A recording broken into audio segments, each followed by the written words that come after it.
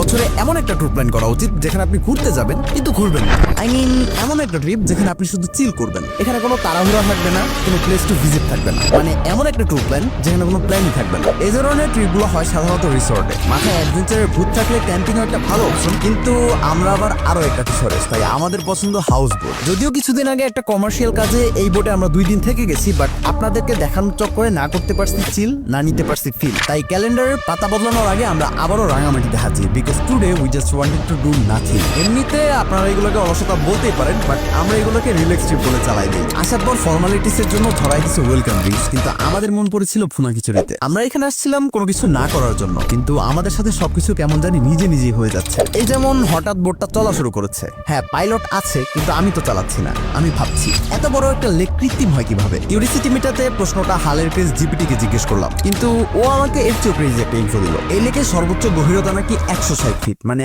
আপনি চাইলে কাপ্তাই লেকের নিচে প্রায় 16 তলা একটা বিল্ডিং ঢুকায় রাখতে পারবেন। কিন্তু প্রশ্ন হচ্ছে এত বড় জিনিসটা হলো কিভাবে। সাল 1950, আজকের বাংলাদেশ তখন ছিল পূর্ব পাকিস্তান। তখনকার পাকিস্তান সরকার চিন্তা করে কর্ণফুলী নদীতে একটা জলবিদ্যুৎ কেন্দ্র স্থাপন করবে, যেটা করতে চাইলে নদীর ফ্লোকে কন্ট্রোল করতে হবে, মানে একটা বাঁধ বানাতে হবে। তাই আর 5টা টিপিক্যাল সাউথ এশিয়ান কান্ট্রির মতো তখনকার পাকিস্তান সরকার 1957-এ আগে পরে কিছু চিন্তা না করেই কর্ণফুলী নদীর উপর 2200 ফিট লম্বা আর 150 ফিট উঁচু একটা ব্যারেজ বানানো শুরু করে। এর ঠিক 5 বছর পরেই, মানে 1962-তে বাঁধটা রেডি হয়ে যায়, কিন্তু এর সাথে একটা প্রবলেমও ক্রিয়েট হয়। বাঁধের কারণে নদীর পানি বাড়তে থাকে, ফলে আশেপাশে থাকা প্রায় 54,000 একর জমি পানির নিচে চলে যায়, যেটা বর্তমান বাংলাদেশের মোট কৃষি জমি 2.7%। সত্যি কথা বলতে 54,000 একর আমি আসলে ইমাজিন করতে পারিনি। তাই একটু ঘাটাঘাটি শুরু করলাম।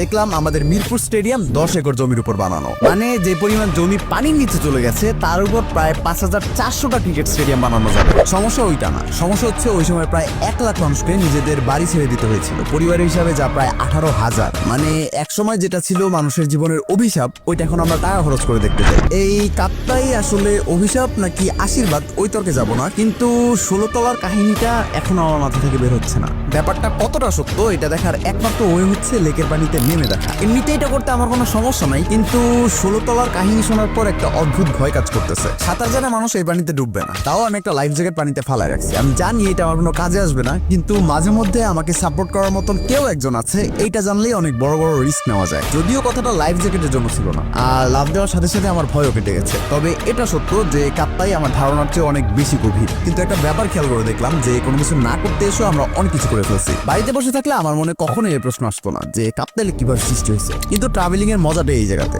আমরা না চাইলেও এমন কিছু শিখে ফেলি যেটা আমাদের শেখার কথাই ছিল না। যদিও কাপ্তাইয়ের গল্পের অভাব নাই, এখানে লাইফ স্টোরি থেকে লাভ স্টোরি সব গল্পই আছে, কিন্তু সমস্যা হচ্ছে কোনো কিছু বুঝে ওঠার আগেই আমাদের প্রথম দিন শেষ। তাই আমিও বিদায় নিচ্ছি, হয়তো কোনো দিন দ্বিতীয় দিনের গল্পটা শোনাবো, কিন্তু ওইটার জন্য কি করতে হবে জানেন? ফলো।